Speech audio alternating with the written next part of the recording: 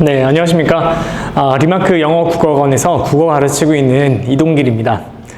오늘 저는 2027 수능을 대비하기 위해서 2026년 우리 한 해 동안 어떤 식으로 국어를 공부하고 저는 어떤 식으로 가르치며 그리고 우리는 어떤 주안점을 가지고 계속 1년 동안 보내게 될 것인지를 설명하기 위해 이렇게 섰습니다. 사실 고3이라는 시간 굉장히 압박감을 느낄 겁니다. 그렇지 않다면 지금부터는 좀 느꼈으면 좋겠습니다.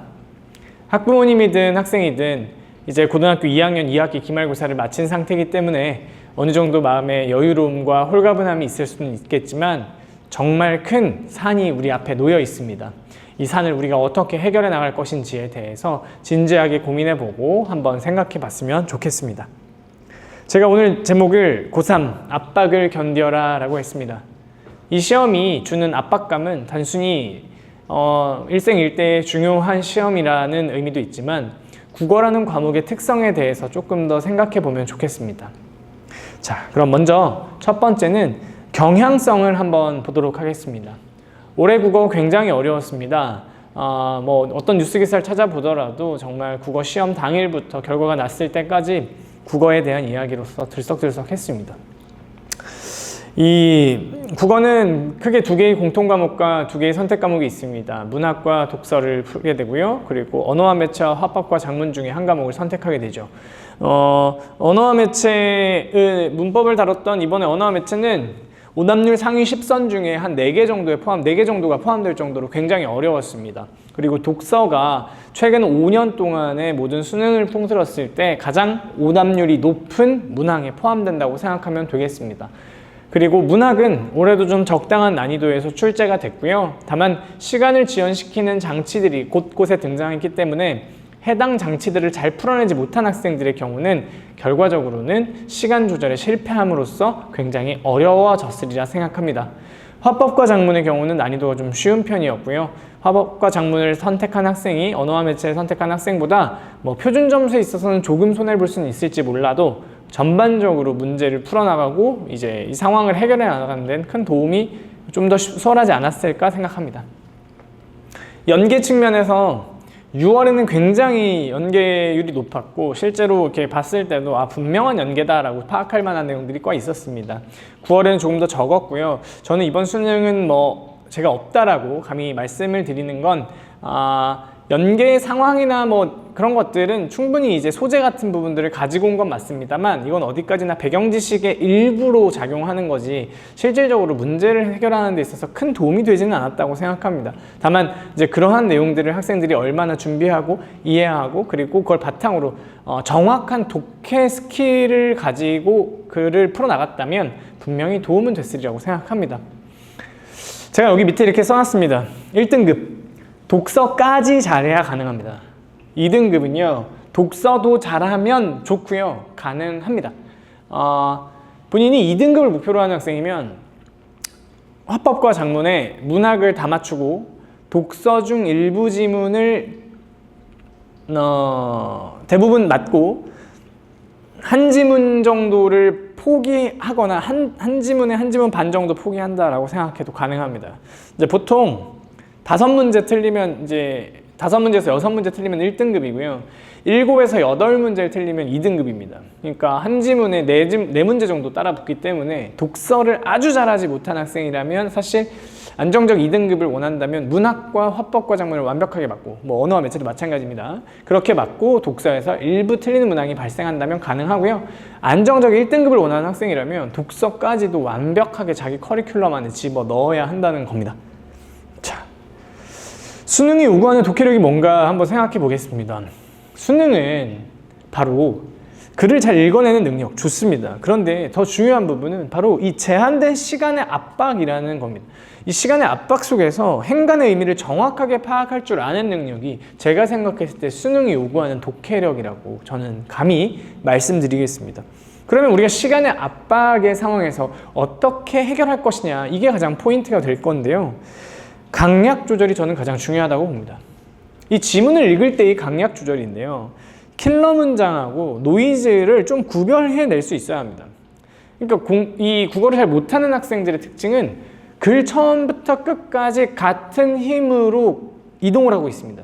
같이 계속 움직이고 있는 거죠. 그럼 그렇게 됐을 때 벌어지는 일이 뭘까요? 네, 결국 시간 쓸데없는 곳에 너무 많은 에너지를 쓰고 있는 거죠. 그럼 이런 문제를 해결하기 위해서 우리에게 필요한 건 뭐냐면 지문의 영역별로 나만의 템플릿을 가지고 접근하는 겁니다. 애초에 출발을 지문이 있으니까 글을 읽는다가 아니라 기술과학 지문은 원리와 개념에 초점을 두고 읽는다. 어떠한 말이 나오면 귀를 기울이고 더 집중을 한다. 어떤 종류의 표지어가 나오면 흘리듯 읽는다. 라는 본인 나름의 행동 강령이 있는 게 굉장히 중요합니다. 그러한 행동 강령을 바탕으로 읽어낸다면 이 선택지로 탈바꿈되는 매력적인 문장들을 예측할 수가 있습니다. 그러니까 지문이 있고 문제가 있을 때 문제 하나도 보지 않고 지문만 봤는데 여기에 이런 내용, 이런 내용, 이런 내용은 선택지로 등장할 수 있겠구나라고 예측을 할 수 있는 수준이 된다면 실제로 그런 선택지가 나왔을 때 어떨까요? 네, 당연히 아니지. 이건 무조건 맞지. 이런 식으로 접근이 가능해진다는 겁니다. 그러면 전반적으로 난이도도 훨씬 수월해질 거고요. 됐나요? 그래서 제 수업은 어떻게 진행되냐면 수능하고 모평 중심으로 철저한 독해 훈련에 집중할 계획입니다.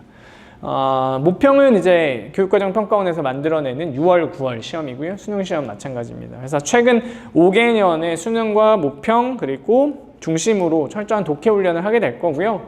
저는 주 1회 매주 일요일 오후 7시부터 10시까지 3시간 동안 수업을 하게 됩니다. 그래서 제가 사용할 재료들은 이런 재료들을 사용할 것이다. 자, 그리고요.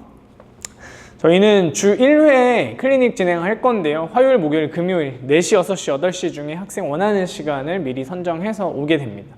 이제 와서 일단 이때는 저희가 이제 매주 1회씩 모의고사를 풀게 될 거고요. 3월까지는 기출 모의고사를 중심으로 제가 수업 시간에 학생들에게 강조했던 어떤 그러한 읽기의 틀을, 템플릿을 실제적으로 본인이 그 모의고사 상황에 적용해보고 시간의 압박 속에서 헤쳐나가는 능력들을 계속 테스트해 볼 겁니다. 그러면서 이후에는 EBS 연계형 모의고사, 가장 유명한 우리나라 3대 모의고사죠. 시대인재, 서바이벌, 이감, 시그니처, 상상국어 모의고사 요 정도 가지고 저희가 앞으로도 계속적으로 이제 실제적인 모의고사 형태로 계속 운용이 될 거라고 생각하시면 되겠습니다. 과제는요, 매일 과제 업로드하는 카톡방이 운영될 겁니다. 그러니까 제일 문제가 되는 건 현재 학생들이 국어 공부를 몰아서 해서 그렇습니다. 시험 전, 숙제, 공부 수업하는 날 전날 그냥 보여주기식 과제 같이 그냥 몰아서 보여주고 끝.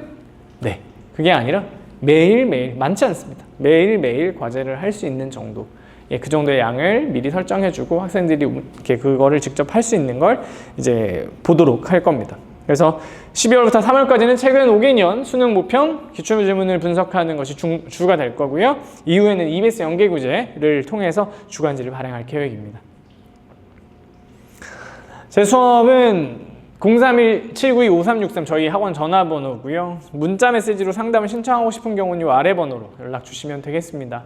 학생들이 진짜 최선을 다해서 그러니까 공부하는 만큼 저는 그 이상으로 더 준비해서 학생들에게 아주 좋은 것을 양질의 내용과 양질의 수업으로 보답하도록 하겠습니다. 오늘 이렇게 시간 내주셔서 영상 봐주신 모든 분들께 진심으로 감사드리고요. 저랑 수업에서 만나도록 하겠습니다. 감사합니다.